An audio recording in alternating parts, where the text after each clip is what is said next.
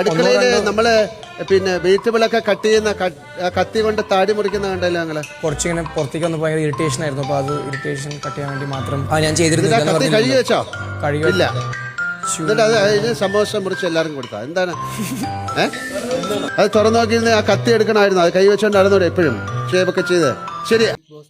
ആര്യനെ കാണുമ്പോൾ എനിക്ക് മുൻ മനസ്സിലാക്കി ജാസ്മിനെയാണ് ഓർമ്മ വരുന്നത്. ഈ ജാസ്മിൻ ചെയ്ത പോലെ അതേപോലെ തന്നെ ചായയിൽ തുപ്പിടുന്ന ഒരു വ്യത്യസ്തമായിട്ട് ഇപ്പം ഈ കത്തി കൊണ്ട് താടി ഓടിക്കാൻ കഴിഞ്ഞാൽ പണ്ട് ഈ കറിക്കത്ത് ഉപയോഗിച്ച് താടി ഓടിക്കണേ ഞാൻ ആദ്യമായിട്ട് വന്നു. കാര്യമായിട്ട് പറഞ്ഞു, സീരിയസ്ലി ആയിട്ട് പറഞ്ഞു.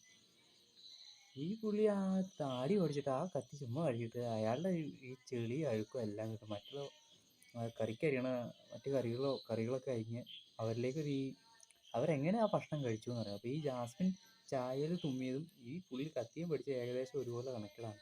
പിന്നെ എന്നാ രീതിയിൽ ജാസ്മിൻ്റെ ഗെയിം അതും അധികം ഇവന് ഒച്ചെടുക്കും. പിന്നെ ഇപ്പോൾ പുതിയതായിട്ട് പുതപ്പിനടിയിലുള്ള റിലേഷൻ മറ്റേ ഇപ്പം ഗബ്രിയായിട്ട് ജാസ്മിൻ എങ്ങനെ റിലേഷനായോ അതേ ഒരു രീതിയിൽ തന്നെയാണ്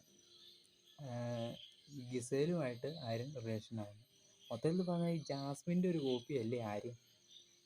എന്നാ അല്ലേ? എനിക്കങ്ങനെ തോന്നുന്നു. ജാസ്മിൻ്റെ ഒരു ചെറിയ കോപ്പിയാണ് ആര്യൻ എന്നുള്ളത്.